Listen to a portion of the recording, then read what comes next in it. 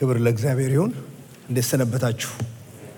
ጌታ የተመሰገነ ይሁን። ስለነበረን የጸሎት የአምልኮ ጊዜ ሁሉ እግዚአብሔር አምላክ ይባረክ።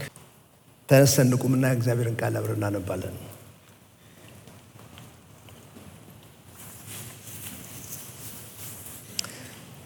ፊልጵስዩስ ምዕራፍ 4 ውስጥ ገብተናል። ምናልባት ከዚህ በኋላ ቢቀረን ጥቂት 2 ወይም 3 ቢበዛ የሚሆን ክፍለ ጊዜ ብንወስድ ነው እንጂ ይህንን ዓመት ጨርሰን ነው ወደ አዲስ ዓመት የምንገባው ጌታ ቢፈቅድ። ስለዚህ የማጠቃለያ ነገሮችን ነው ከዚህ በኋላ የምንሰማው ማለት ነው። ፊልጵስዩስ ምዕራፍ 4 ከቁጥር 2 እስከ 7 ድረስ ያለውን ነው የምንመለከተው። በጣም ብዙዎቻችን በቃላችን የምናውቀው ሀሳብ ሁሉ አለበት። ስለዚህ እሱን ክፍል እንደገና አብረን እንፈትሻለን ማለት ነው። ቁጥር 2 እስከ 3 በጌታ አንድ ልብ እንዲኖራቸው ኤዎድያንን እለምናለሁ፣ ሲንጤኬንንም እለምናለሁ። አዎን አንተ ታማኝ የሥራ ባልደረባዬ ሆይ ወንጌልን በማሰራጨት ረገድ ከእኔና ከቀሌምንጦስ ጋር እንዲሁም ስማቸው በሕይወት መጽሐፍ ከተጻፉት ከሌሎች የሥራ ጓደኞች ጋር የተጋደሉትን እነዚህን ሴቶች እንድትረዳቸው እለምንሃለሁ። ምንጊዜም በጌታ ደስ ይበላችሁ። ደግሜ እላለሁ ደስ ይበላችሁ። ገርነታችሁ በሁሉ ዘንድ የታወቀ ይሁን። ጌታ ቅርብ ነው። በነገር ሁሉ በጸሎትና በምልጃ ከምስጋናም ጋር ልመናችሁን በእግዚአብሔር ፊት አቅርቡ እንጂ ስለ ማንኛውም ነገር አትጨነቁ። ከማስተዋል በላይ የሆነው የእግዚአብሔር ሰላም ልባችሁንና ሐሳባችሁን በክርስቶስ ኢየሱስ ይጠብቃል። ጳውሎስ በዚህ መልእክቱ የሚያደርገው ያለው ማጠቃለያውን ነው እየተናገረ ያለው። እንደ አባት ሲመክራቸው፣ እንደ መጋቢ ይሄና ያ ያስፈልጋቸዋል ሲላቸው፣ እንደ ወንጌል ባላደራ አደራ ብሎ የሚሰጣቸውን ነገሮች ሲያነሳ ቆይቷል። አሁን የማጠቃለያው ክፍል ውስጥ ከነዛም እያመጣ አጽንኦት እየሰጠ የሚያጠቃልልበት ቦታ ላይ ነን ያለ ነው። በተለይ በጣም አጥብቆ የሚናገረው በሰላም ተጠብቀው ደግሞዋለው፣ በሰላም ተጠብቀው በግል ሕይወታቸው በሰላም በማህበራቸው ደግሞ በሰላም እንዲሁ ደግሞ ስለ ወንጌል እንዴት በሰላም መኖር እንደሚገባቸው በጣም አበክሮ የሚያስረዳበት ክፍል ነው። አንድ ካልሆኑ በሰላም ካልሆኑ የሚጨቃጨቁትን ማን ያዳምጣል? እውነቱን ነው። እንዲያውም ምዕራፍ 1 ቁጥር 27 ላይ ይሁን እንጂ መጥቼ ባያችሁ ወይም ብርቅ በአንድ ልብ ስለ ወንጌል ሃይማኖት አብራችሁ እየተጋደላችሁ በአንድ መንፈስም እንድትቆሙ ስለ ኑሯችሁ ሰማ ዘንድ ለክርስቶስ ወንጌል እንደሚገባ ኑሩ ብሏቸዋል። ያ ለክርስቶስ ወንጌል እንደሚገባ መኖር ማለት አንዱ የሚገለጥበትና የሚታይበት መንገድ በሰላም በግል መኖር፣ በሰላም በህብረት መኖር፣ በሰላም ስለ ወንጌል መቆም ነው እና በጣም በአጽንኦት ሰጥቶ የሚናገርበት ሀሳብ በሰላም ስለመኖራቸው ነው ብዬ ወስደዋለሁና ያንን ነው የማካፍላችሁ። ሰላም በቀላሉ የሚገኝ ነገር አይደለም። ምክንያቱም የምንኖረው በወደቀ ዓለም ውስጥ ስለሆነ ግጭት አይቀሬ በሆነበት ስፍራና ትውልድ መካከል ስለምንኖር ሰላም ዋጋው በጣም ውድ ነው ብዬ አስባለሁ። አሁን በቤተ ክርስቲያን እንኳ ሳይቀር ሰላም በጣም የሚፈለግ ውድ ነገር ነው። የፊልጵስዩስ ወገኖች ከውጪ ተቃዋሚዎች ነበሯቸው። ከተቃዋሚዎች የተነሳ አትሸበሩ ብሎ ምዕራፍ 1 ላይ ነግሯቸዋል። ትልቅ ግፊያ ነበረባቸው። ግን በውስጥም ደግሞ ጭንቅ እንደነበረባቸው የዛሬው ክፍላችን ያስረዳናል። እነዚህ ሁለት እህቶች የማይስማሙ በመካከላቸው ነበሩ፣ ኤዎድያንና ሲንጤኪን የሚባሉ ያውም አገልጋዮች ሆኑ ግን የማይስማሙ ጉባኤያቸው ውስጥ ባለመስማታቸው ምክንያት ትልቅ አደጋ ሊፈጸም ስለሆነ ለችግር ስለሚጋለጥ ህብረታቸው ሲቸጋገር ወንጌል ስራው ስለሚቸጋገር ሰላም ያስፈልጋል። በእግዚአብሔር ጸጋና ምሕረት በዚች ቤተክርስቲያን ውስጥ ባለፈው 30 ዓመታት ውስጥ ስኖር ሳገለግል ግጭቶች አይቻቃለሁ። ምንም እዚህ ቤተክርስቲያን ውስጥ ችግር ግጭት አላየሁም ብላችሁ አንደኛ ውሸታም ሆናለሁ። ወጣቶች ሃይስኩል ተማሪዎች ሲጣሉ አይቻቃለሁ። አገልጋዮች መስማማት ሲቸገሩም አይቻቃለሁ። ክርስቲያን ሩሜቶች ቤታቸው የሚኖሩበት ቦታ መስማማት አቅቷቸው ደርሶኛ ቃል ባልና ሚስቶች ተቸጋግረው ያውቃሉ። የቤተሰብ አባላት አብረው መኳኋን ያቅቷቸው ገጥሞኛ ቃል አስተናጋጅ ከተስተናጋጅ ጋር፣ መሳሪያ ተጫዋች ከዘማሪ ጋር፣ ሰባኪ ከአዳማጩ ጋር ሲጣላ ይቻቃለሁ። ሁሉንም አይነት ግጭት አይቻለሁ። የትኛው እንኳን ብለድ ፕሬሸር እንዳስነሳብኝ ነግራችሁ እችላለሁ። አንዳንዱ እውነት የሆነ ነገር ነው። አንዳንዱ እውነት የሆነ መባል ያለበት መነገር ያለበት ነገር ነው። አንዳንዱ ግን ትንሽ ተብሎ ሊታለፍ የሚችል ነገር ነበር። አንዳንዱ በሰው አቅም ሊታረም የሚችል ሲሆን፣ ሌላው ለጌታ የሚተው ብቻ መሆን ነበረበት ብዬ አስባለሁ። አንዳንዱ ችግር በትክክል የሚታወቅ ጣታችንን ጠቁመን 1 2 3 የምንለው ችግር ነው። አንዳንዱ ግን ውል የሌለው አይነት መጀመሪያ መጨረሻም የሌለው አይነት ሆኖ ገጥሞኛ ቃል። አንድ ጊዜ አስታውሳለሁኝ አንድ ወንድም መጥቶ ይሄ ወንድሜ በድሎኛል እና አገናኘን አለኝ። እሺ ምንድን ነው የበደለ? እሱ ያውቀዋል ብቻ ጥራው ተባልኩ ማለት ነው። እና ሁለቱን አቀረብኩ። አንድ ላይ ተቀመጡ። ተበደልኩና ጥራልኝ ያለኝን ሰው እንግዲህ አንተ ጀምር ያው ይሰማሃል አልኩት። ስለሱ የለም እሱ ምን እንደበደለኝ ስለሚያውቅ የበደለኝንም ይናገር፣ ይቅርታ ይጠይቅ፣ እሱ ይናገር አለ ማለት ነው። ይሄ በዳይ የተባለው ወንድም ወደ እኔ ዙሩ፣ ፓስተር ይሄ ህልሙንም ፍቺውንም እንደመጠየቅ አይሆንም ማለት ነው።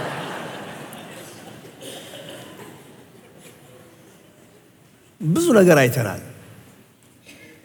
ዛሬ ስለ ችግሮቹ አይነት አይደለም የማወራችሁ፣ ምክንያቱም ችግር የማይቀር ነገር ነው። ግን ጳውሎስ እዚህ ክፍል ውስጥ ለመፍትሄ በሰላም ለመኖር የሚጠቅሙ ነገሮች ስለሆነ የሚናገረው ያንን በእግዚአብሔር ሰላም መኖር የሚቻልበትን መንገድ ግን ከዚህ ክፍል ውስጥ እናያለን። በጣም ብንሸሸውም እንኳ ብዙ አይነት ችግር እየገጠመን እየተጋጨን ስለምንኖር እንዴት ነው በሰላም መኖር የሚቻለው የሚለውን ነገር ነው የምናየው። አንድ ነገር አዘጋጅቻለሁ፣ እሱን ቢለቁልን ጥሩ ነው። የመጀመሪያው ነው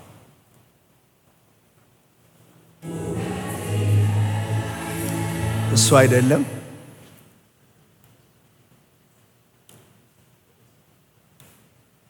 ያ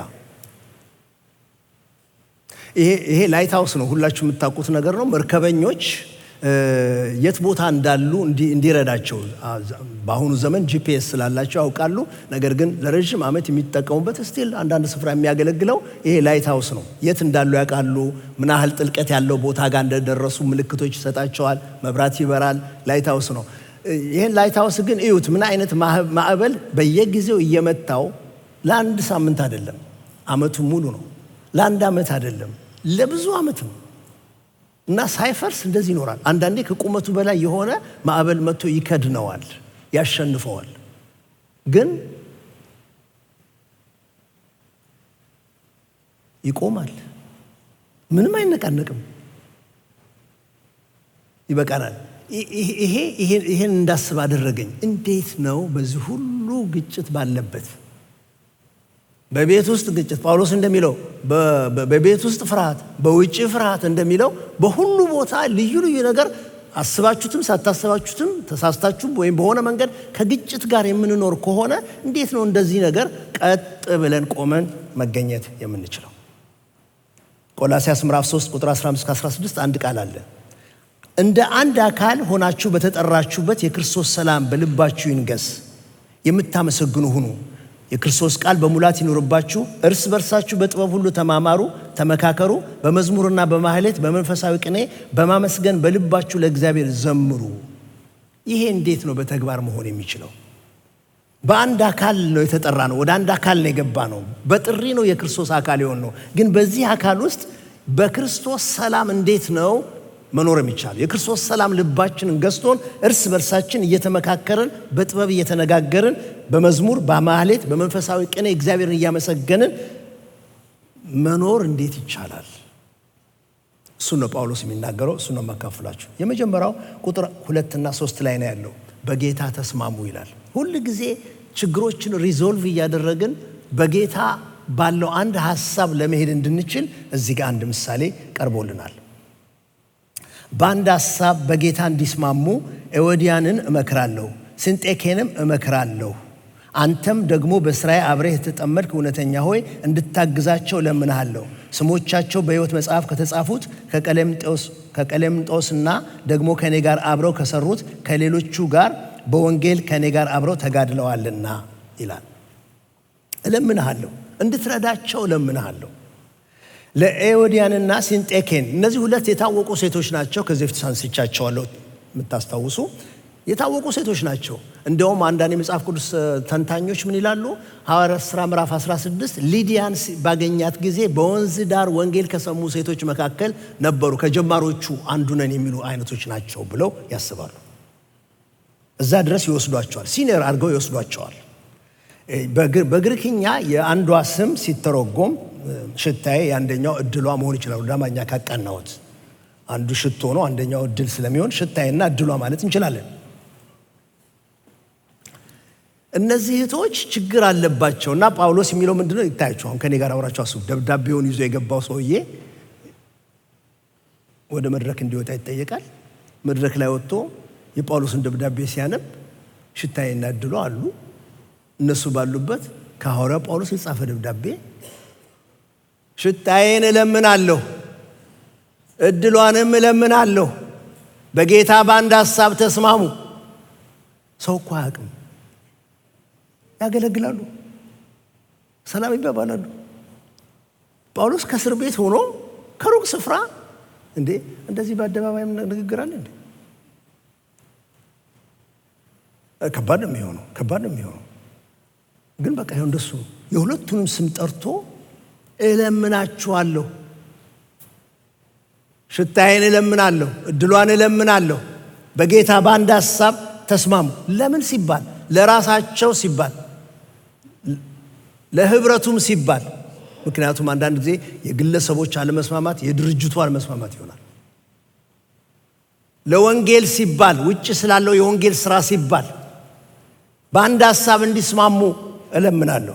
ይሄ በአንድ ሐሳብ የሚለው ሐሳብ አባባሉ በዚህ በፊልጵስዩስ ውስጥ 11 ጊዜ ታገኙታላችሁ። በሌሎች መልእክታት ውስጥ 17 ጊዜ ታገኙታላችሁ። በድምሩ 28 ጊዜ ታገኙታላችሁ በመልእክታት ውስጥ። ያ ማለት በጣም ጠንካራ ነገር ነው።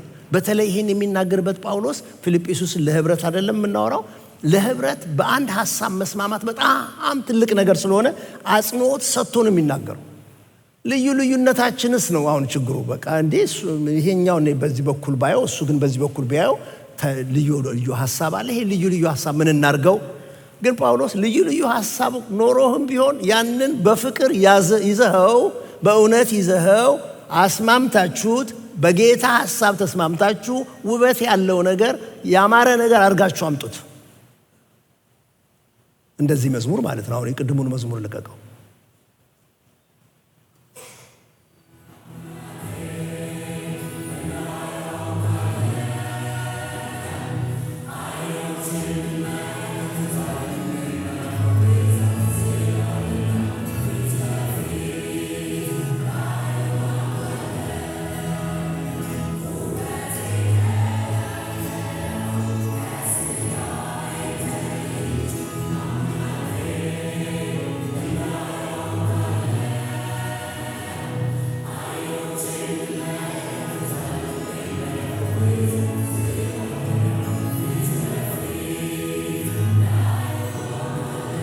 ይበቃናል።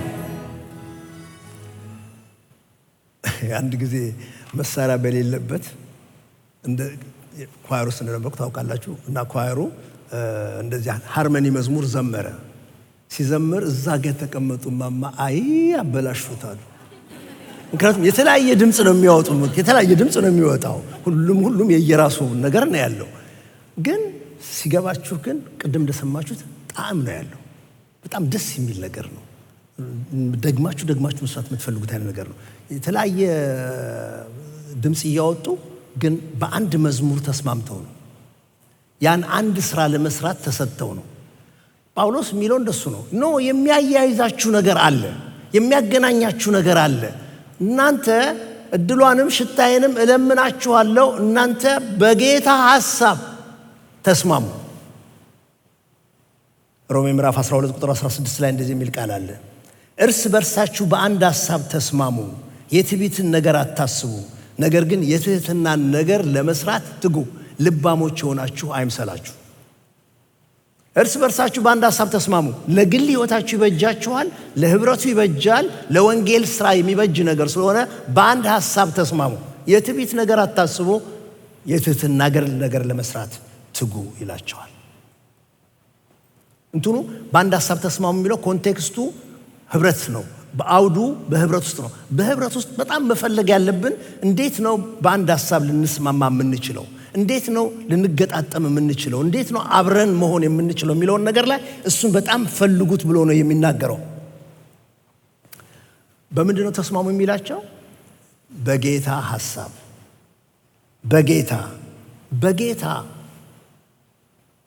በጌታ አንድ ልብ እንዲኖራቸው ኤዎድያንን እለምናለሁ፣ ሲንጤኬንንም እለምናለሁ። በጌታ ኢን ዘ ሎርድ። እሱ በጣም ኃይለኛ ነገር ነው። ሐዋርያ ጳውሎስ በጣም የሚወደው ቃል ነው። እኛም አንዳንዴ በጌታ ነው በጌታ ነች እንደምንለው እሱን ያገኘነው ከጳውሎስ ነው። ጳውሎስ ይወደዋል እሱን። በጌታ የሚለው የተወዳጅ የጳውሎስ አገላለጽ ነው።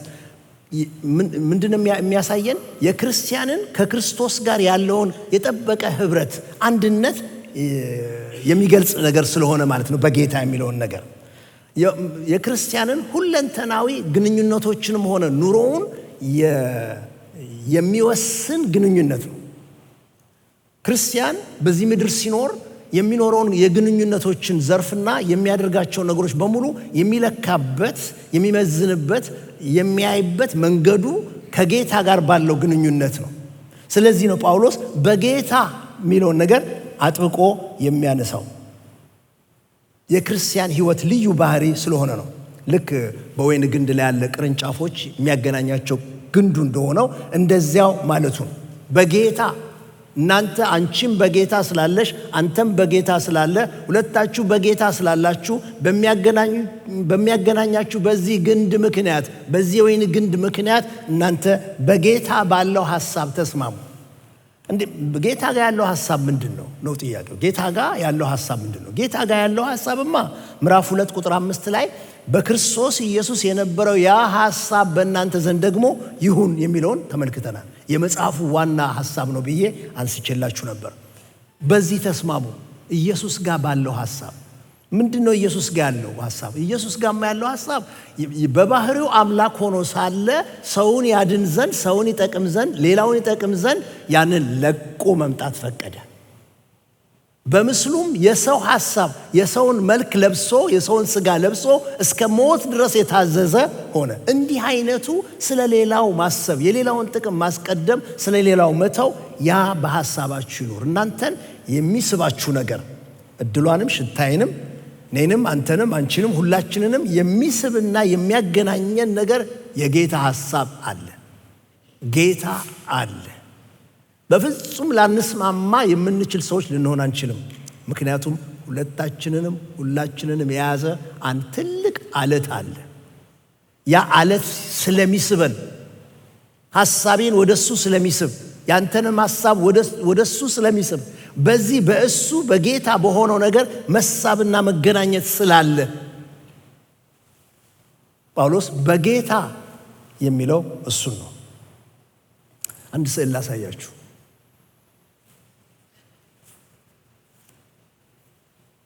እዚህ ጋር መጥቷል። እሺ፣ ይሄ ከመሬት ውስጥ የሚወጣ ድንጋይ ነገር ነው። ግን ከማዕድን መካከል የሚመጣ ድንጋይ ስለሆነ ግን በውስጡ ማግኔቲክ ተፈጥሮ አለው። ይስባል። ድንጋይ ነው ግን ይስባል። ብረት ይስባል። ያገኘውን ነገር ሁሉ ይስባል። እነዚህ የምታያቸው ሚስማሮች በሙሉ ወይም የብረት ነገሮች በሙሉ በዚህ ድንጋይ ተሰብስበዋል። ከሱ ስትለዩቸው ይበታተናሉ። ምንም እነሱ በራሳቸው ተፈላልገው የሚገናኙበት ነገር የላቸውም። እነዚህን ግን ከየትም ከያሉበት ቦታ ቃጣ አድርጎ ስቦ ያስገባቸው አለት አለ፣ ያስገባቸው አካል አለ። ጳውሎስ በጌታ አንድ ሐሳብ እንዲሆንላቸው፣ በጌታ አንድ ልብ እንዲሆንላቸው እለምናችኋለሁ የሚልበት ምክንያት ክርስቶስ አንተንም ስለሚስብ፣ አንቺንም ስለሚስብ፣ እኔንም ስለሚስብ፣ እሷንም እሱንም ስለሚስብ፣ ሁሉንም ስቦ በራሱ በክርስቶስ ስላያያዘ ስላገናኘ በጌታ ይላል። ይሄ በጣም ትልቅ ነገር ነው። መካከላችን አንድ ጊዜ ምስክርነት ሰምታችሁ ነበር። ይበቃናል። ይሄ ምስክርነት ሰምታችሁ ነበር። እዚህ አንድ ዓርብ ዕለት ማታ ባልና ሚስቶች ቆመው ሲመሰክሩ ጌታ እንዴት በትዳራቸው እንደረዳቸው እና ባለቤቱ ውስጥ መሰክር ነበር እና በጣም በሚገርም መንገድ መነጋገር ችግር እንዴት እንደነበረ በዚያ ዘመንና በኋላ አሁን ወደ መነጋገር መጥተው ነገራቸው ተስተካክሎ ቀጥ ብሎ የሚሄዱበትን እግዚአብሔር የረዳቸውን እርዳታ ሲናገሩ አንድ የሰማሁት ግን ልቤን ያዘው። ምንድነው? ምን አለች ስትናገር ታችን እኔና እሱ ስንጨቃጨቅ ልጁ ሰማ። ልጁ ሰምቶ በቃ ወጣና ተናገራቸው። በኃይል እናንተ ክርስቲያኖች ናችሁ ተስማሙ። እናንተ ክርስቲያኖች ናችሁ ተስማሙ። የክርስቶስ ናችሁ። በክርስቶስ ሐሳብ በክርስቶስ ልብ ተስማሙ። ሌላ ምርጫ የለም አላቸው። ጳውሎስ የሚለው እሱን ነው። ኖ በፍጹም መቃብሬ ጋር እንዳይደርስብኝ እንዳላያት ልትባባሉ አትችሉ። እናንተ በጌታ ናችሁ እና ያንን ሰውዬ ስም ይጠራል። አዎን አንተ ታማኝ ባልደረባዬ ሆይ ቁጥር 3 ወንጌልን በማሰራጨት ረገድ ከኔና ከቀለምኔጦስ ጋር እንዲሁም ስማቸው በሕይወት መጽሐፍ ከተጻፉት ከሌሎች የሥራ ጓደኞች ጋር የተጋደሉትን እነዚህ ሴቶች እንድትረዳቸው እለምንሃለሁ። ታማኝ ባልደረባዬ የሚለው እሱ በእንግሊዘኛው ዮክ ፌሎ አብሬ የተጠመድኩ አንተ ከኔ ጋር አብሬ የተጠመድክ ይለዋል። ይህ ሰው ሽማግሌ ነው ወይ መጋቢ ነው። ፊልጵስ ቤተክርስቲያን ውስጥ የታወቀ ሰው ነው ማለት ነው። እሱን ነው የሚጠቅሰው። አንተ ከኔ ጋር አብረህ በጌታ ስራ የተጠመድክ ልክ በሬ በአንድ ቀንበር ለሁለት እንደሚጠመዱ አብረህ እንደዚህ የተጠመድክ እርዳቸው፣ እንድትረዳቸው ለምንሃለሁ። አያችሁ ወንድሞች እናቶቼ፣ ችግር የማይቀርበት እግርና እግር ይጋጫል ብለን በምንኖርበት በዚህ ኑሮ ግጭት የማይቀር ከሆነ መረዳዳት ግድ ነው። ወይ እኔ ፈቅጄ እርዳኝ እባክህን ብዬ አንዱን ወንድሜን አስገብቼ ከሷ ጋር ያለኝን ችግር መፍታት ካልቻልኩ፣ ወይ ደግሞ ስቸጋገር ያየው ወንድሜ አረ እንደዚህማ ጥሩ አይሆንም ብሎ ሊመክረኝ ሊያግዘኝ ካልገባ፣ ምንም እንረዳዳ ካልሆነ ከባድ ነው። ይኸው እዚህ ጋር ራሱ ይጠይቀዋል። አንተ ከኔ ጋር አብረህ የተጠመድክ አብረን የተጋደልን እባክህን፣ እነዚህን አገልጋዮች ናቸው፣ ስመጥር ሴቶች ናቸው፣ ግን መስማማት አልቻሉም። እባክህን በጌታ አንድ ልብ እንዲስማሙ እርዳቸው። እርዳታ ያስፈልገኛል። እና የሚገርመው ነገር እዚህ ጋር የሚጠቀምበት ቃል ጳውሎስ ስማቸው በሕይወት መጽሐፍ ከተጻፉት ከሌሎች የሥራ ጓደኞች ጋር የተጋደሉትን እነዚህ ሴቶች የሚገልጽበት መንገድ ከኔ ጋር አብረው ልክ እንደ የሬስሊንግ ቋንቋ ነው እዚህ ጋር ያለው። ከኔ ጋር አብረው የተጋደሉ ናቸው። ደግሞ እንደኔ ከኔም ጋር አብረው ከተጋደሉት ከሌሎች ከብዙዎች ትልልቅ አባቶችና እናቶች ጋር ደግሞ አብረው ስማቸው ተጽፏል። በሕይወት መዝገብ ተጽፏል። የሕይወት መዝገብ የሚባል አለ።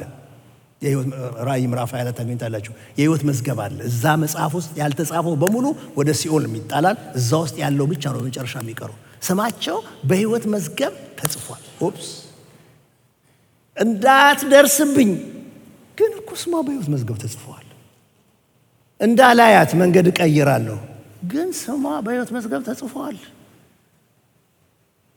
በምንም መንገድ እንድገናኛት አልፈልግም፣ ግን ስሟ በሕይወት መዝገብ ተጽፏል። ኢማጂን እኔና እናንተ ልንገጥመው ማንፈልገው ሰው ግን የእግዚአብሔር ቃል የሚለን ነገር ኦኬ ስሙ በሕይወት መዝገብ ተጽፏል ማለት በኋላ እኮ ዘላለም ትኖራለህ አብረህ። ዘላለም ሊኖር ነው ስሙ በሕይወት መዝገብ ስለተጻፈ የሚለው። ተስማሙ። አብራችሁ ወራሾች ናችሁ፣ አብራችሁ ገቢዎች ናችሁ፣ አብራችሁ በሕይወት መዝገብ ስማችሁ ስለተጻፈ ከራሚዎች ናችሁ። ስለዚህ አንደኛው ነገር ዋናው ነገር እዚህ ጋር የሚነግራቸው ቁጥር 2 እና ቁጥር 3 ላይ እንደዛኛው ላይትሃውስ ጸንቶ መኖር ከተፈለገ ኦልዌስ ኮንፍሊክትን ሪዞልቭ አድርጎ ሰላምን ፈልጎ ሰላምን ሽቶ በጌታ በሆነው ሐሳብ ተስማምቶ መገኘት የመጀመሪያው ጥበብ ነው። በሰላም ለመኖር። ጌታ ይርዳን። አሜን። ሁለተኛው ግን ቁጥር 4 ላይ ታገኙታላችሁ። ሁላችንም የምንወደው ቃል ነው። በጌታ ደስ ይበላችሁ ይላል። ፊልጵስዩስ ምዕራፍ 4 ቁጥር 4 ሁል ጊዜ በጌታ ደስ ይበላችሁ፣ ደግሜ እላለሁ ደስ ይበላችሁ። አሁን ስለ ኤዎድያንና ሲንጤኬን ሳይሆን ወይም ደግሞ አብሮ የተጠመደው ታማኝ አጋሩ ሳይሆን አሁን ለማህበሩ ሁሉ ነው የሚናገረው። ለማህበሩ ሁሉ ሁል ጊዜ በጌታ ደስ ይበላችሁ፣ ደግሜ እላለሁ ደስ ይበላችሁ ይላል። ይሄ ነገር ደጋግሞ ነው ያለው። ምዕራፍ 3 ቁጥር 1 ላይ ብሏቸዋል። በቀረውስ ወንድሞቼ ሆይ በጌታ ደስ ይበላችሁ ይላል። በጣም ብዙ ጊዜ ነው ደስ ይበላችሁ የሚለው። ደብዳቤው የደስታ ነገር ዋና ሐሳቡም እንደሆነ ደግሞ ተነጋግረናል። ብዙ ልዩ ልዩ ዋና ሐሳቦች መካከል አንዱ ደስታ ነው። ምክንያቱም ደስታ ለእግዚአብሔርን ለሚያምን አንድ አማኝ እግዚአብሔር ያደረገለት ነገር መግለጫ ነው። እግዚአብሔር ላደረገለት ነገር መግለጫው ደስታው ነው። ያውም ሁል ጊዜ ነው የሚለው። ደስ ይበላችሁ ብቻ ሳይሆን ሁል ጊዜ ደስ ይበላችሁ። ይሄ ሁል ጊዜ መደሰት የሚቻልበት መንገድ ከምክንያቶች ጋር ከሁኔታዎች ጋር ካያያዝ ነው ከቶ አይቻልም። ግን በጌታ ነው የሚለው። ሁል ጊዜ በጌታ ከጌታ ጋር ሲያያዝ ግን ሁል ጊዜ የሚቻል ይሆናል። ከጌታ ጋር ባለን ግንኙነት ላይ ያረፈ ስለሆነ ነው። ብዙ ምሕረት የተደረገለት ባለ ርስት የተደረገ ከሰማይ አዳኝ የሚመጣለት ባለፈው ሳምንት እንደተነጋገር ነው። የተዋረደው ስጋ ክቡር የሆነውን ስጋ እንዲለብስ የሚለወጥለት ወደ ኋላ ዞር ብለን ብናይ ምን የሚያክል ኃጢአታችን የተተወልን አሁን ያለንበትን ብናየው እንዴት ያለውን የእግዚአብሔርን ቸርነት እየቀመስን ያለን ወደፊት ስንመለከት የማይጠፋ ተስፋ ሕያው የሆነ ተስፋ ያለን እኛ ሁል ጊዜ ለመደሰት እንደምንችል የእግዚአብሔር ቃል ይናገራል። በጌታ ሲሆን ሉቃስ ምዕራፍ 10 ቁጥር 20 ላይ የምታውቁት ታሪክ አለ።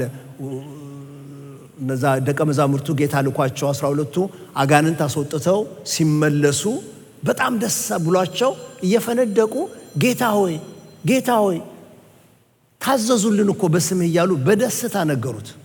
እሱ ያላቸውን ቁጥር 20 ላይ ታገኙታላችሁ። ነገር ግን መናፍስት ስለተገዙላችሁ በዚህ ደስ አይበላችሁ፣ ስማችሁ በሰማያት ስለተጻፈ ደስ ይበላችሁ። በአገልግሎት ስኬት አይደለም ደስታ፣ በኑሮ ስኬት አይደለም ደስታ፣ በሆኑ ነገሮች አይደለም ስኬቱ ደስታው። ምክንያቱም እነዚህ በምድር የምናያቸው ነገሮች ሁሉ መበስበስን ተሸክሞ የሚኖሩ ስለሆኑ ሊለወጡ ግድ ስለሚኖር አንዱ ሌላውን መተካት ስላለበት አንዱ አዲሱ ነገር አርጅቶ ለሌላው ነገር ስፍራ መልቀቅ ስላለበት በእነዚህ ነገሮች ሁልጊዜ ደስ ልትሰኙ አትችሉም። ነገር ግን ስማችሁ በሕይወት መዝገብ ስለተጻፈ እግዚአብሔር ባደረገው ነገር እግዚአብሔር በሰራው ስራ በዚያ ደስ ይበላችሁ ብሎ ይናገራል። ደስ ይበላችሁ፣ ደግሜ እላለሁ ደስ ይበላችሁ። ይሄ ደግሜ እላለሁ የሚለው ሳላቋርጥ ደጋግሜ እላለሁ የሚል አይነት የሰዋሰው አቀማመጥ ነው ያለው። ዮሐንስ ወንጌል ምዕራፍ 15 ቁጥር 9 እስከ 11 እንደዚህ ይላል። እሱን አብረን እንየው። አብ እንደወደደኝ ሁሉ እኔም ወደድኳችሁ፣ በፍቅሬ ኑሩ። እኔ የአባቴን ትእዛዝ ጠብቄ በፍቅሩ እንደምኖር እናንተም ትእዛዜን ጠብቁ። ብትጠብቁ በፍቅሬ ትኖራላችሁ። ደስታዬ በእናንተ እንዲሆንና ደስታችሁ ሙሉ እንዲሆን ይህን ነግሬያችኋለሁ። ጌታ እኔ ደስታዬን እሰጣችኋለሁ አለ። ግን ይሄን እኔ የምሰጣችሁን ደስታ የምታገኙት ግን በእኔ ስትኖሩ ነው። በእኔ መኖራችሁ ደግሞ የሚታወቅበትና መንገዱ የሚሆነው በትእዛዜን ስትጠብቁ ነው። ትእዛዜን ስትጠብቁ በፍቅሬ ትኖራላችሁ። በፍቅሬ ስትኖሩ ደግሞ ደስታችሁ ሙሉ ይሆናል። ሙሉ ደስታ እየተጨመረ ይሆናል። ደስታዬ የኔም ደስታ በእናንተ እንዲያዛው ይሆናል ብሏል። እግዚአብሔር ይርዳን ወገኖች። የማይወሰድ ደስታ ነው ያለን፣ የማይወሰድ ደስታ። ዮሐንስ ወንጌል ምዕራፍ 16 ቁጥር 20 ታገኙታላችሁ። ደስታችሁን የሚወስድባችሁ የለም ብሎ ይናገራል። የማይወሰድ ደስታ ነው ያለን፣ በፍጹም የማይወሰድ ደስታ። የዛ ልጅ ደስታው እቃው ላይ ሊሆን ይችላል። እቃው ስትወስዱበት ልጁ ያዝናል። የኛ ደስታ እንደዚህ አይደለም። የኛ ደስታ እስከ ሞት ድረስ በወደደን በጌታችን በኢየሱስ ክርስቶስ ኃጢአታችንን ለዘላለም ከኛ ላይ ባነጻ በአባቱ ፊት ትክክል አድርጎ ባቆመን በካህናችን በኢየሱስ ክርስቶስ ደግሞ መጥቼ ወስዳችኋለሁ እኔ ባለሁበት እናንተ ከኔ ጋር ትኖራላችሁ ባለን በጌታ በኢየሱስ ክርስቶስ ዛሬ ያለቀስናቸውን እንባዎቻችንን በሙሉ ከዓይናችን ላይ አብሶ ሐዘን፣ ሕመም፣ መከራ ወደ ሌለበት ፀሐይና ጨረቃ ወደ ማይፈራረቁበት የብርሃናት አምላክ ወደሚያበራበት ከተማ ሊወስደን ስማችን በሕይወት መዝገብ የተጻፈልን ስለሆነ ይህንን በተገነዘብን ቁጥር ይህን ባወቅን ቁጥር ደስታችን ሁል ጊዜ እየሆነ ይመጣል። ከሱ ጋር ስንጣበቅ በጣም ደስታችን እየጨመረ ይመጣል። ወገኖች ሆይ እኔም እንደናንተው በተለያየ ፈተና ውስጥ ማልፍና ማዝንበት ነገር ይኖረኛል። ግን የእግዚአብሔር ቃል የሚያስተምረኝና የሚነግረኝ ምንድነው? በዚህ ትግልህ ውስጥ በዚህ ማዕበል ውስጥ በዚህ መንገድህ ውስጥ ከጌታ ጋር ተጣበቅ፣ ከጌታ ጋር ተጠጋጋ። የሚሆነው ሁሉ ከጌታ ጋር አያይዘው ወይ ለፈቃዱ ተገዝተ እኔ እንዴት ለምን በዚህ እንደማልፍ አላውቅም ግን አንተ ጻድቅ ነህ ብለው ራስህን ለሱ ስትሰጥ ወይም ደግሞ መከራ የምትቀበልበት ነገር በጎ ስላደረክ ጽድቅ ስላደረክ ስለ እውነት ከሆነ የምትሰደደው በሆነ መንገድ ስለ ጌታ በሆነው ነገር ጋር ከጌታ ጋር አያይዘ ከሆነ መከራ የምትቀበለው ይለኛል የእግዚአብሔር ቃል። ሰርቀህ ሳይሆን እንደ ሌባ ሳይሆን መከራ የምትቀበለው፣ በሌላ ሰው ጉዳይ ገብተህ ሳይሆን መከራ የምትቀበለው፣ ጌታ በሰጠህ ህይወት ቀጥ ብለህ ስትኖር ከሆነ የምትቀበለው። የዚህ ምድር ኑሮ ሞላም አልሞላም ከጌታ ጋር አያይዘው ከጌታ ጋር ተጣብቀህ ከኖርክ ግን ደስታን የሚወስድብህ የለም ይለኛል። ሐዋርያት ሥራ ምዕራፍ 5 ቁጥር 40 እና 41 ላንብብላችሁ። ይህን አሁን ያልኩትን ነገር ለማስረዳት ይመቸኛል። ሐዋርያትን ታምራት አድርገው ሲያስተምሩ ስላገኟቸው የተቆጧቸው እነዚህ ካህናት የሸንጎ አለቆች ጠርተው ሐዋርያትንም ወደ እነርሱ ጠርተው ገረፏቸው ይላል። በኢየሱስ ስም እንዳይናገሩ አዘው ፈቷቸው። እነርሱም ስለ ስሙ ይናቁ ዘንድ የተገባቸው ሆነው ስለተቆጠሩ ከሸንጎ ፊት ደስ እያላቸው ወጡ። ደህና አድርገው ተደብድበው ይሄ ድብደባ ይቀጥላል ትሰብኩና ብለው አስጠንቅቀው ቢለቋቸው እነሱ ስለ ግርፋቱና ወደፊት ስለሚጠብቃቸው ፈተና ሳይሆን እነሱ የሚያስቡት በዚህ ስም ምክንያት መገረፋቸው እንደ ክብር ቆጠሩት። ሰው እንደዚህ ካሰበ በምንድን ነው የምታሳዝኑት? ሰው እንደዚህ ካሰበ ህይወቱን ከጌታ ጋር ካገናኘው መከራውን ከጌታ ጋር ካገናኘው ስለ ጌታ ጋር ካደረገው በምንድን ነው የምታሳዝኑት? ደስ እያላቸው ወጡ ብሎ ይናገራል። እግዚአብሔር ይርዳን ወገኖች ሆይ በእግዚአብሔር ፊት የእውነትን ኑሮ እየኖርን የጽድቅ ኑሮ እየኖርን ህሊናችን ንጹህ ሆኖ በእግዚአብሔር ቃል ለመኖር በምንሄድበት መንገድ ውስጥ የትኛውም አይነት ፈተና ገጥሞን ለምን እኔ የምንለው ነገር ውስጥ ገብተን ብንቸገር ብናለቅስ ጌታ ከኛ ጋር እንዳለ ካወቅን ወገኖች ሆይ ደስታችንን የሚነጥቅብን ነገር ምንም ነገር የለም። ስለዚህ በሰላም ለመኖር እንደዛ ቅድም እንዳየነው ላይትሃውስ በሰላም ለመኖር የመጀመሪያው ነገር ስምምነትን መፈለግ ነው። ሁለተኛው ነገር በጌታ መደሰት ነው። ጀስት ስትደሰቱ የሚሸሽ አጋንንት አለ። ገና መሳቅ ስትጀምሩ ጀመራት ብሎ የሚሄዳል። ሶስተኛውን እናንሳ። ሶስተኛው ቁጥር 5 ላይ አለ። ቁጥር 5 ገርነታችሁ በሁሉ ዘንድ የታወቀ ይሁን ጌታ ቅርብ ነው። ሶስተኛው ፕሪንሲፕል ደግሞ ይሄ ነው። ገርነታችሁ በሁሉ ዘንድ የታወቀ ይሁን። ይሄ ገርነት የሚለው ቃል እናንተ በእንዴት እንደምትተረጉሙት አላቅም። ለመተርጎም ግን አስቸጋሪ ነው። መጽሐፉ በተጻፈበት የግሪክ ቋንቋ ኤፒኬስ በእንግሊዝኛ ለማስቀመጥ ተቸግረው ትንሽ ይቀርባል ብለው ያስቀመጡት ጀንትልነስ ብለው ነው። እዛ ጋር የተቀመጠው ግን ኤፒኬስ የግሪኩ ቃል ጀንትልነስ ብቻ ሳይሆን ይልዲንግ፣ ሞዴሬሽን፣ ሪዝነብልነስ፣ ኮንሲደሬት፣ ቶለራንት የሚል አይነት ቃላቶች ነው ያሉት። እኛ በአማርኛችን ገርነት ያልነውን የዋህ፣ ቅን፣ ተንኮል የሌለበት፣ ጠንካራ ያልሆነ የልብ ልስላሴ የሚያመለክት እንደሆነ መዝገበ ቃላት ማግኘት ትችላላችሁ። በ1879 የወጣው የአማርኛ ትርጉም ወደ ኋላ 1879 እዛ ላይ ያለው መጽሐፍ ቅዱስ የውሃታችሁ ይላል። የውሃት ምን ማለት እንደሆነ እንግዲህ ለእናንተ ትቼዋለሁ። ገርነት ብሎ ነው የሚለው። ይሄ ገርነት የሚለውን ከቃላቶቹ ጋር በደንብ ካጠና ነው እነዚህ ሁሉ ከሰዎች ጋር ባለን ግንኙነትና ግጭት ወይም መቸጋገር ውስጥ ያለ የሚፈለግ ባህሪ ነው። ገርነታችሁ የታወቀ ይሁን ብሎ ይናገራል። የሚገለጠው በህብረት ውስጥ ነው። ገሮች ሆነን በህብረት ውስጥ ስንኖር፣ ከሰዎች ጋር ስንኖር፣ በቅዱሳን ህብረት ስንመላለስ ገሮች ስንሆን ለጠብ ብርቱ አንሆንም ማለት ነው። ለጭቅጭቅ ፈርጣማ ክንዳችንን አናነሳም ማለት ነው። ወይም በሌላ አነጋገር ለራሴ መብት ቀጥ አልልም ማለት ነው። ቆይ ለምን ጥቅስ አናነሳም? ይሄ ቃል ራሱ ቃሉ የተጠቀመበትን ጥቅሶችን ትንሽ በሩጫ ላንብብላችሁ። አንደኛ ጢሞቴዎስ ምዕራፍ 3 ቁጥር 3 ለሽማግሌዎች ለአገልጋይ ምርጫ ከሚቀርበው መስፈርት ውስጥ አንዱ ምን ይላል? ቁጥር 3 የማይሰክር የማይጨቃጨቅ ነገር ግን ገር የሆነ የማይከራከር ገንዘብን የማይወድ። ግራና ቀኙ የተከበበው ይሄ ቃል በኔጌቲቭ ነገሮች ነው።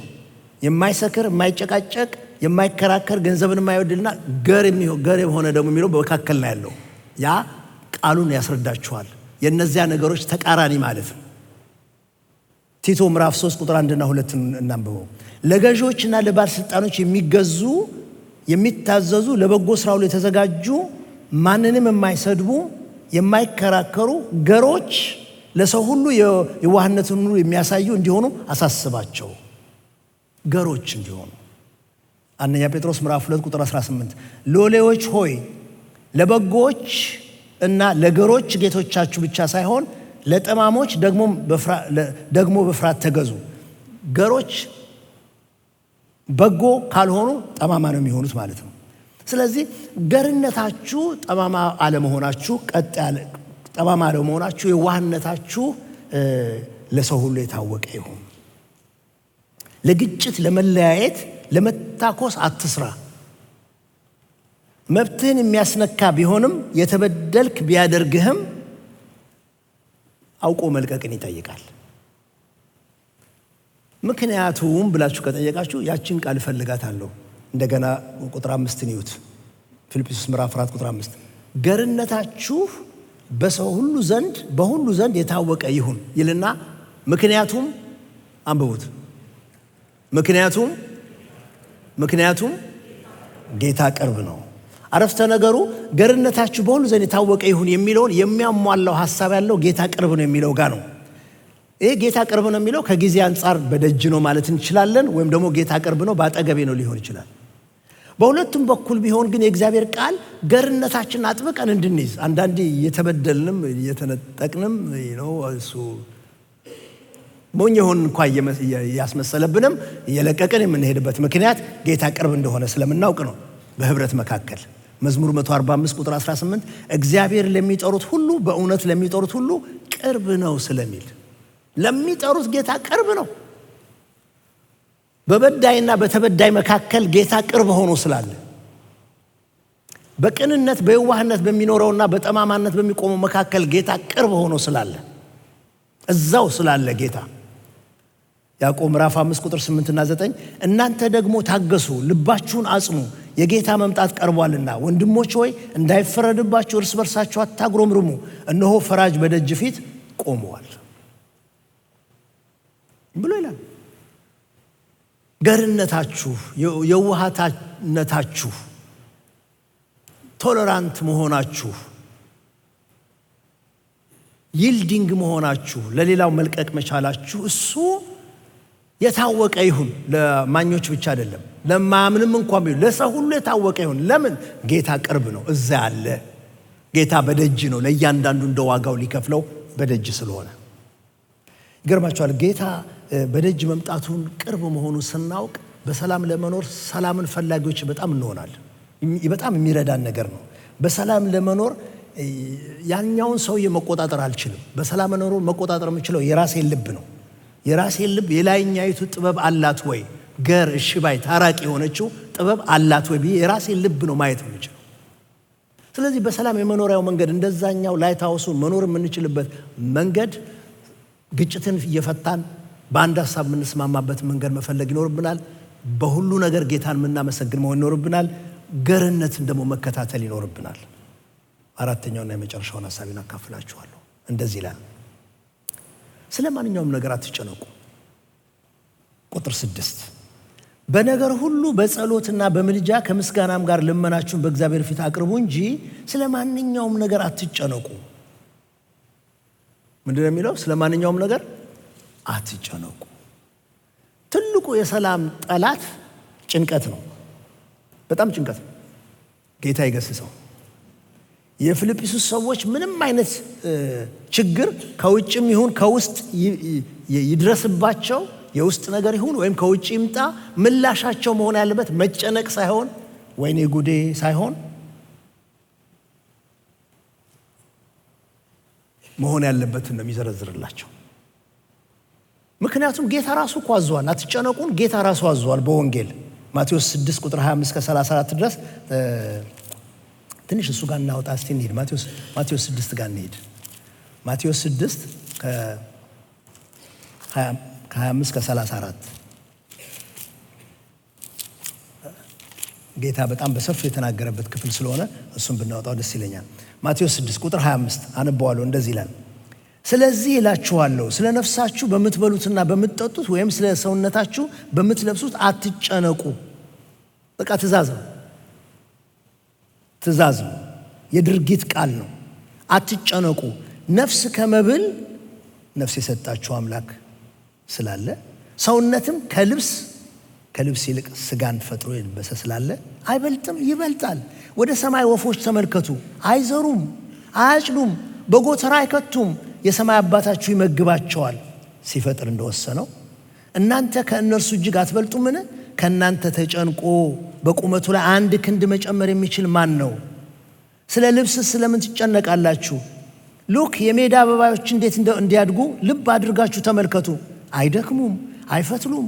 ነገር ግን እላችኋለሁ ሰለሞን እንኳ በክብሩ ሁሉ ከነዚህ እንዳንዱ አልለበሰም። በጣም የሚገርም እኮ ነገር። ሰለሞን በጣም ሀብታም ነው። በሰለሞን ዘመን ብር እንደ ድንጋይ የበዛበት ዘመን ነበር። he was so prosperous። መንግስቱ በጣም ሀብታም ነበር። ብዙ ነገር የለበሰ ያየ የቀመሰ ሰው ነው። መጨረሻ ላይ ብሎ ያሰበበት ሁሉ የደረሰ ሰው ነው። ግን የእግዚአብሔር ቃል የሚለው ነው የምድር አበቦችን እንዳለበሰ እግዚአብሔር የምድር አበቦችን እንዳቀለመ ውብ አድርጎ እንደሰራቸው ሰለሞን እንኳን እንደዛ አልለበሰም። ካን ኢማጂን ሰለሞን ራሱ የከለር ኮምቢኔሽን ፍለጋ ተፈጥሮ ጋር ነበር የሚሄደው። አያውቀውማ። የእግዚአብሔር ነገሩ በጣም ሰፊ ነው፣ በጣም ውብ ነው። ጌታ የሚለው እሱን ነው። የሜዳ አበቦችን እንዴት እንዲያድጉ ልብ አድርጋችሁ ተመልከቱ፣ አይደክሙም፣ አይፈትሉም ብሎ ከሰለሞን ጋር ነው የሚያገናኘው። እግዚአብሔር ግን ዛሬ ያለውን ነገ ወደ እቶን የሚጣለውን የሜዳን ሳር እንዲህ የሚያለብሰው ከሆነ እናንተ እምነት የጎደላችሁ እናንተማ ይልቁን እንዴት! እንግዲህ ምን እንበላለን፣ ምን እንጠጣለን፣ ምን እንለብሳለን ብላችሁ አትጨነቁ። ይህን ያለው ማን ነው? ጌታ ነው። ይህንስ ሁሉ አሕዛብ ይፈልጋሉ፣ ይህ ሁሉ እንዲያስፈልጋችሁ የሰማይ አባታችሁ ያውቃልና። ነገር ግን አስቀድማችሁ የእግዚአብሔርን መንግሥት ጽድቁን ፈልጉ፣ ይህ ሁሉ ይጨመርላችኋል። ነገ ለራሱ ይጨነቃልና ለነገ አትጨነቁ፣ ለቀኑ ክፋት ይበቃዋል። አትጨነቁ። ትእዛዝ ነው። በሰላም መኖር ከፈለግን እንደዛኛው ላይታውሱ ቀጥ ብለን በዚህ ምድር ላይ መኖር ከፈለግን፣ ፈተናው እያለ ችግሩ እያለ በሰላም መኖር ከፈለግን ስምምነትን መፈለግ አለብን። በጌታ ያለውን አንድ ሐሳብነት መፈለግ አለብን። በደስታ ሁል ጊዜ በእግዚአብሔር ደስ እያለ መኖር ይኖርብናል። ደግሞ ገርነታችን መታወቅ አለበት። ይኸው እዚህ ጋር ደግሞ የሚናገረው ጨርሶ አትጨነቁ። ጭንቀት ሩቅ ነው እንዴ? ቅርብ እኮ ነው። በጣም ቅርብ ነው። ደውዬላት ካላነሳች ወደ አእምሯችን መጣ። ምን ሆና ነው?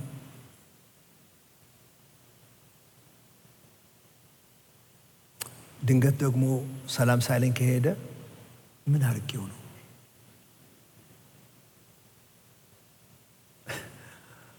ምንም ማያስጨንቅ ነገር አለ? ምንም ማያስጨንቅ ነገር አለ? ማን ነው በቅርብ ቀን ሲል የሰማሁት? ለምንድን ነው በእድሜያቸው የገፋ ሰዎች አሉ፣ ግን አይቶ ሊሆን ይችላል፣ ሌሊት የሚነቁት ተብሎ ቢጠየቅ በህይወት አለ ወይ ብሎ ቼክ ሊያደርጉ ነው። አደኑ ምንም ማያስጨንቅ ነገር አለ? ምን ተኝተህም ትጨነቃለህ? ሰው እኮ አያድርስ ነው እንጂ ከተኝቶ ጠዋት ነቃ ይሆን እንዴ ብሎ መጨነቅ እኮ ይችላል። ግን የእግዚአብሔር ቃል ቀጥታ አትጨነቁ። ተጨንቃችሁ የምታመጡት ምንም ነገር የለም። ምንም ተጨንቃችሁ የምታመጡት ነገር የለም። ጊዜ ያላችሁ አንድ ምስክርነት ልንገራችሁ። ጊዜ ያለ ለመስከር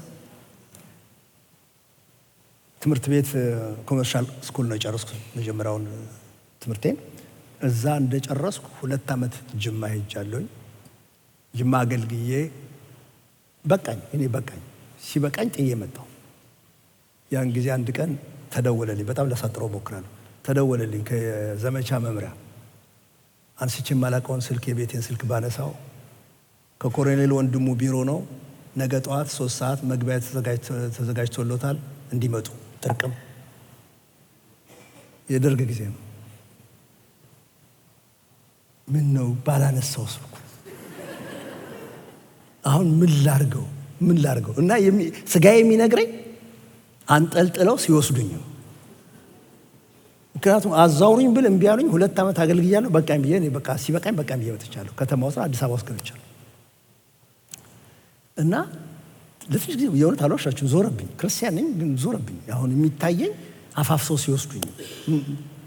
በኋላ ከቤቴ ወጥቼ እስራኤል ጋራዥ ጋር ቤታችን ወጥቼ በእግሬ ወደ ስታዲየም ሲሄድ መስቀል አደባባይ ጋር ስደርስ የቤተ ክርስቲያናችን ወንጌላዊ ያገኘሁት። ሰላም እንደምን ነህ ደህና ነው ያለው ብላለኝ። ምን ነው ደህና አትመስልም አለኝ። አዎ ይገርምሃል እንደዚህ ይሆኑ። ታዲያ ለምን ትጨነቃለህ? ለምን አልጨነቅም? ምን ችግር አለ? እግዚአብሔር እንድትሄድ ከሆነ ወስኖታል። በእግዚአብሔር ውሳኔ ትመለሳለህ። እንድትኖር ከሆነ በእግዚአብሔር ውሳኔ ትኖራለህ። አሁን እዚህ ጋር ተጨንቃ አንተ ምኑን ትለውጠዋለህ? ወደ ልቤ መለሰኝ። አይ ቲንክ አላስታውሰውም ምን እንዳደረኩኝ፣ ግን አይ ቲንክ ሄጄ ጥሩ ምግብ የበላው ይመስለኛል። አይ ሚን እውነት ነው። ተጨንቄ እኮ ምንም አልቀየረም። ቃል ጊዜ እንዲወስድ ስለማልፈልግ አልጨርስላችሁም። ግን አልተመለስኩም።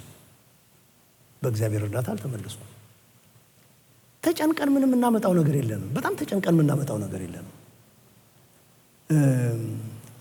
እንኳን በልጄ ላይ በሚሆነው ነገር ይቅርና በራሴም ላይ እንዴ መጸለይ አቅቶኝ ጣጣ ውስጥ ገባ እኮ ራሴን መቀየር የማልችል ሰው ነኝ።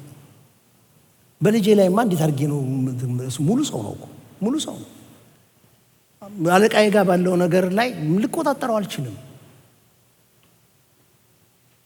ጤናዬን ለመጠበቅ ማድረግ ያለብኝን ነገር አድርጋለሁ። ግን ደግሞ ስጋ ደካማ ነው። ስጋ በሆነ መንገድ ይገባል። ዶክተር ክፍሌ አንዳንዴ ይለኛል፣ ይሄ ነገር እኮ የሰውነታችን ነገር ቁልቁለት ከጀመረ ከባድ ነው ይለኛል። እና በቃ አንዳንዴ ራሱ ቁልቁለት ይጀምራል። እና ተጨንቄ ግን ምንም ነገር አላመጣም። ተጨንቀን ምንም እናመጣው ነገር የለም። ጌታ ብሏል፣ ከእናንተ ተጨንቆ ቁመቱን የሚጨምር ሳለሁ። ይልቅስ ማድረግ ያለብንን ነገር እዚህ ጋር ይናገራል። ደስ ይላል። እግዚአብሔር ይመስገን። ደግመን ቁጥር 6 እናንብበው። በነገር ሁሉ በጸሎትና በምልጃ ከምስጋናም ጋር ልመናችሁን በእግዚአብሔር ፊት አቅርቡ እንጂ ስለማናቸውም ነገር አትጨነቁ። ይልቁንም ጭንቀትን በእነዚህ ተኩት ነው የሚለን። ጭንቀትን በምን ልተካው? ጭንቀትህን በጸሎትና በምልጃ ተካው። አንደኛ ጴጥሮስ ምዕራፍ 5 ቁጥር 7 ላይ ይናገራል።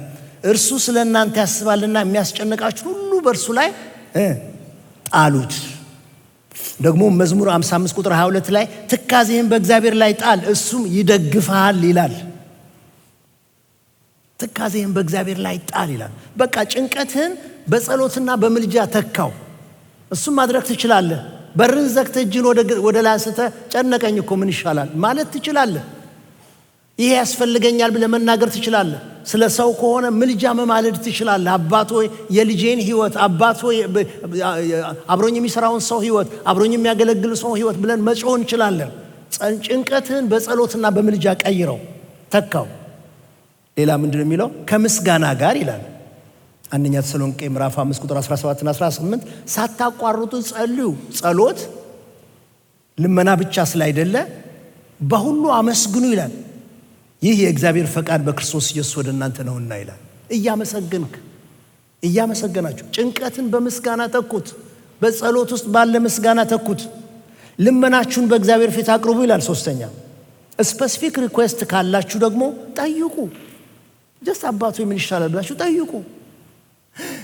ብላ ብትቀር ማርያምን ብላችሁ አስቧት። ዮሐንስ ወንጌል ምዕራፍ 2 ምን በመሰለ ድግስ መካከል መጥተው ሰዎቹ ወይን ጠጅ እኮ አልቋል ሲሏት እኔ የለሁበትም ብላ ወጣ ብላችሁ አስቡ። ነው እንደሱ አይደለም ያደረገችው። ነገሩ ሲያልቅ ሀፍረት ሊመጣ መሆኑን ስታውቅ፣ አጉል ጊዜና ቦታ መሆኑን ስታውቅ አምጥታ ጥያቄዋን ለሱ ብቻ ነው የነገረችው። ሁሉን ለሚችለው፣ ቃሉ ለሚጸናለት፣ ፈቃዱ ለማይጠየቀው፣ ምን ታደርጋለህ ለማይባለው፣ በጽድቅ መፍረድ ለሚችለው ለሱ ትክክል ለሆነ እውነት ለሆነው ለርሱ አምጥታ የወይን ጠጅ እኮ አልቆባቸዋል አለች። ከዚህ በፊት ታምር ሲያደርግ አላየችውም። ከየት አመጣችሁ? እሺ ታምር ሲያደርግ አላየችውም። እሱ ያ የመጀመሪያው ታምሩ ነበር። እሷ ምንም ታምር ሲያደርግ ያላየችውን ስለተረዳችው ስላወቀችው ማንነቱን አደረገች። ወንድሞች እኔ እናንተ እኮ ብዙ ታምር እኮ ተደርጎልናል። ብዙ ታምር ከመወለዳችን ጀምሮ የተደረገው ታምር ብዙ ነው። ነፍስ ካወቅን በኋላ ያየነው ታምር ብዙ ነው። በጌታ ቤት ከገባን በኋላ እግዚአብሔር አድርጎልን ተመስገን ያልንበት ታምር ብዙ ነው። ካጣብቅኝ እንዴት እንደወጣን እናውቃለን። ከጉድጓድ እንዴት እንዳነሳን እናውቃለን። ከጨካኞች ጥርስ ንክሻ እንዴት እንዳዳነን እናውቃለን። የቁጣቸው ማዕበል እንዳይውጠን እግዚአብሔር ጣልቃ እንዴት እንደገባ እናውቃለን። ከዛቱብን አስበው ከወረወሩብን ሰዎች እንዴት እንዳመለጠን እናውቃለን። እነዚህን ሁሉ ታምራቶች ያገኘን እኛ እንዴታ ይሄንንማ ሲጨንቀን ወደሱ ነው መምጣት አለብን። አባ ይሄውልህ የኔ ጌታ ብለን ማቅረብ እንችላለን። እንደሚያደርገው አምነን አውቀን ልናቀርብ እንችላለን። ማቴዎስ ምዕራፍ 7 ቁጥር 7 እስከ 8 እንዲህ ይላል፣ ለምኑ ይሰጣችኋል፣ ፈልጉ ታገኛላችሁ፣ አንኳኩ በሩ ይከፈትላችኋል። የሚለምን ሁሉ ይቀበላል፣ የሚፈልግም ሁሉ ያገኛል፣ ለሚያንኳኳም ይከፈትለታል። This is a promise። ለምኑ፣ ጠይቁ፣ አንኳኩ። ሉቃስ 11:13 ላይ ጌታ እንዲህ ይላል፣ እንኪያስ እናንተ ክፉዎች ስትሆኑ ለልጆቻችሁ መልካም ስጦታ መስጠት ካወቃችሁ ከምድር አባቶች ጋር ተወዳድሮ በሰማይ ያለው አባትማ ለሚለምኑት እንዴት አብልጦ መንፈስ ቅዱስን አይሰጣቸውም? ይሰጣቸዋል እንጂ። ይሰጣል አይሰጥም? ይሰጣል አይሰጥም? በእርግጥ ይሰጣል። በእርግጥ ይሰጣል። ተጨንቀን የምናደርገው ነገር ከሌለ አትጨነቁ ያለውን ጌታን ለመታዘዝ ልባችሁ አይጨነቅ፣ በእግዚአብሔር እመኑ በእኔም እመኑ ያለውን ጌታ ለመታዘዝ ጭንቀታችንን በጸሎትና ምልጃ እንተካው። ጭንቀታችንን በምስጋና እንተካው። ጭንቀታችንን ጥያቄያችንን ለሱ በማስታወቅ እንተካው። ማሰሪያ ጋር ደርሻለሁ። እንዲህ መኖር ውጤቱ ምንድን ነው? እንዴት መኖር? ስምምነትን እየፈለግን ሁልጊዜ እየተደሰትን በጌታ እየተስማማን በጌታ እየተደሰትን ገርነታችን የዋህነታችን ይልድ ማድረጋችን ሰው ሁሉ እያወቀ መኖራችን ሳንጨነቅ ጭንቀታችንን ለጌታ ትተን መኖራችን እንደዚህ መኖራችን ምንድነው የሚያመጣው ውጤት ብለን ካልን ቁጥር 7 የመጨረሻ ይሆናል። እሱን አንብበን እንጨርሳለን። ቁጥር 7 እንደዚህ ይላል። ፕሮሚስ ነው ባይ ዘ ዌይ። ይሄ አሁን እንደዚህ ሆናችሁ ከኖራችሁ እንደዛ ላይት ሃውስ የምትኖርበትን ነገር ነው የሚናገረው። ቁጥር 7 ከማስተዋል በላይ የሆነው የእግዚአብሔር ሰላም ልባችሁን ሐሳባችሁን በክርስቶስ ኢየሱስ ምን ያደርጋል? ምን ያደርጋል? ይጠብቃል። ከማስተዋል በላይ ማለት ሰው አስቦ ከሚደርስበት በላይ በአእምሮ ከሚሰላው በላይ የሆነው የእግዚአብሔር ሰላም ልባችሁንና ሐሳባችሁን በክርስቶስ ኢየሱስ ይጠብቃል። አንድ ነገር እንፍታ። የማን ሰላም ነው የሚለው? የማን ሰላም? የእግዚአብሔር ሰላም ነው የሚለው። እሱን ትንሽ እንፍታው። የእግዚአብሔር ሰላም የሚለውና ሰላም ከእግዚአብሔር ጋር የሚለው ይለያያል። ሰላም ከእግዚአብሔር ጋር በጌታ ለመሆን ወንጌል ሰምተን ስንታረቅ ከእግዚአብሔር ጋር ሰላም ሲኖረን ያኔ ስንጸድቅ ማለት ነው። ጀስቲፋይድ ስንሆን ማለት ነው። አሁን እዚህ ጋር ግን የሚያወራው የእግዚአብሔር ሰላም ብሎ ነው የሚያወራው።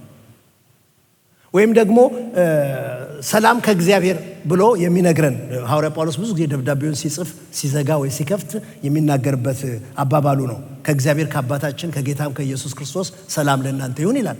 ሰላም ከእግዚአብሔር ከሚለው ጋር ይለያል። ይሄ የእግዚአብሔር ሰላም ነው የሚለው። ይሄ ፒስ ኦፍ ጋድ የእግዚአብሔር ሰላም። በደንብ ስሙ። ይሄ የእግዚአብሔር ሰላም ነው። እግዚአብሔር ሰላም አለው ወይ? አለው የለውም? አለው። ፕሬዚዳንት ትራምፕ እንደዚህ ብለው ፈረሙ ብሎ አይጨነቅም። ይሄ ሀገር በዚህ ሀገር ላይ እንደዚህ አይነት ጦርነት አስነሳ ብሎ አይጨነቅም። እሱ ሁሉን የሚገዛ ሆኖ በክብር ነው ያለው። ዙፋኑ በሰማያት ላይ ነው የተመሰረተው። እሱ የወደደውን የሚያደርግ አምላክ ነው። በደመናት ላይ ለረድኤት የሚሄድ እሱ እግዚአብሔር ነው። ሲፈልገው በማዕበሉ ላይ መራመድ የሚችል አምላክ እሱ ነው። በፍጹም እሱ ይሄንንማ አይቼው አላቅም ብሎ አይልም። ምን ይሻለኛል ብሎ አይጠይቅም። እግዚአብሔር በሰላም ነው ያለው። አምላክህ በፍጹም ሰላም ነው ያለው። አምላክ መንግስቱ የማትናወጥ መንግስት ናት። ለዘላለም የምትገዛ መንግስት ሆና የምትኖር። እግዚአብሔር እንዲህ አይነት ሰላም እንዳለው ካወቃችሁ፣ እሱ እንደዚህ በሰላም ያለ አምላክ መሆኑን ካወቅን ወገኖች፣ ጳውሎስ የሚለው የእግዚአብሔር ሰላም እንደታጠረ የወታደር ምሽግ፣ እንደታጠረ ከተማ አእምሯችሁና ሐሳባችሁን ቀጥሮ ይጠብቅላችኋል። ማዕበሉ የለም ይኖራል፣ ተቃውሞ የለም ይኖራል፣ ግጭቱ ይኖራል፣ ክራይሲስ አይኖርም ይኖራል። በእነዚህ ክራይሲስ ሁሉ መካከል ግን እንደዛ ላይት ሃውስ ተቀጥረህ የምትቆመው፣ ተከበህ የምትቆመው፣ ተከልለህ የምትኖረው በእግዚአብሔር ሰላም ይሆንልሃል። ምን አይነት ሰላም? የእግዚአብሔሩ ሰላም በሌለበት እንዳለ የሚናገር፣ በሞተበት ህይወት የሚናገር፣ በጠፋበት ይገኛል የሚል፣ ምንም ነገር በፈራረሰበት ቦታ በሙሉ እሱ የለም ይገነባል የሚል፣ እንደገና ሌላ እድል አለ ብሎ ማሰብ የሚችል የእግዚአብሔር ሰላም አለ በዚያ። ለእስራኤል ቤት ተናገራለሁ ነቢዩን። ምን ልናገር? ንገራቸው፣ መቃብራችሁን እከፍታለሁ፣ እንደገና ትሰራላችሁ፣ አጥንት ከአጥንት ጋር ይገጣጠማል፣ ስጋ ለብሳችኋለሁ፣ እስትንፋስ አስገባችኋለሁ፣ ታላቅ ሰራዊት ሆናችሁ ትቆማላችሁ በላቸው አለው። ነቢዩ እንዴት ነው የምለው አለ። ቀና ብሎ ሲያየው ለካም ተረጋግቶ ነው እግዚአብሔር የተቀመጠው። ጌታ ሆይ አንተ ታውቃለህ አለው። እሺ እናገራለሁ። ለአጥንት መናገር ጀመረ፣ ተረጋግቶ ያለውን እግዚአብሔርን ሲያይ። እኔና እናንተ ዛሬ የሚያስፈልገን መኪናው፣ ብሩ ወይም ሌላው ነገር አይደለም። የምንቸገርበት ልጅ ጠባይ ማሻሻሉም እንኳን አይደለም። የሚያስፈልገን ከምንም ነገር በላይ ተረጋግቶ ያለውን ጌታን ማየት ነው። የጠራሽን አምላክ፣ የጠራህን እግዚአብሔር፣ የወደደህን እግዚአብሔር፣ የኔ ብሎ የተቀበለህን፣ ሰላሜን ሰጣለሁ ብሎ ያለህን እሱ ተረጋግቶ እንደተቀመጠ ማየት ነው የሚያስፈልገን። በሰላም መኖር ይቻላል። በሰላም መኖር ይቻላል። ሁኔታውን አንቀይረውም። በሰላም መኖር ግን ይቻላል። በምን መንገድ? በጌታ ሐሳብ መስማማትን እየፈለግን፣ በጌታ ደስ እያለን፣ ገርነትን እየተከታተልን፣ በጭንቀት ፈንታ እነዚህን ነገሮች እየተካን በእግዚአብሔር ሰላም መኖር ይቻላል።